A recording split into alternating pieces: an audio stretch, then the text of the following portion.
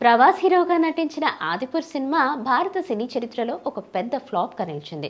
పౌరాణిక మహాకావ్యమైన రామాయణం ఆధారంగా తెరకెక్కించిన ఈ చిత్రానికి దర్శకుడు ఓం రౌత్ రావణుడి పాత్రలో సైఫ్ అలీ ఖాన్ నటించాడు. అయితే సినిమా విడుదలైనప్పటి నుంచి ఈ చిత్రం అనేక విమర్శలకు గురైంది. ముఖ్యంగా పాత్రల రూపకల్పన అర్థలేని విధంగా ఉండటం, నాసిరకం గ్రాఫిక్స్ వాడటం వంటివి ప్రేక్షకులను నిరాశకు గురి చేశాయి. ఇలాంటి తరుణంలో ఇటీవలే ఒక ఇంటర్వ్యూలో సైఫ్ తన కుమారుడు తైమూర్ గురించి ఓ ఆసక్తికర విషయం చెప్పాడు. ఇంటర్వ్యూలో సైఫ్ ని మీరు మీ పిల్లలకు మీరు నటించిన సినిమాలు చూపిస్తారా అని అడిగినప్పుడు దీనికి సైఫ్ ఇచ్చిన సమాధానం అందరినీ ఆశ్చర్యానికి గురి చేసింది.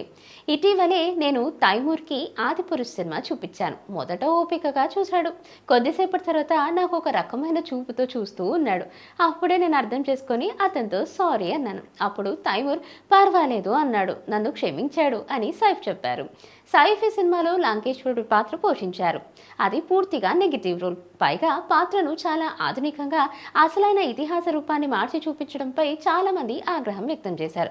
తైమూర్ కూడా తండ్రిని అలా చూడటంతో కాస్త అసహనం వ్యక్తం చేసి ఉండొచ్చు. అందుకే సైఫ్ చివరికి సారీ చెప్పాల్సి వచ్చింది.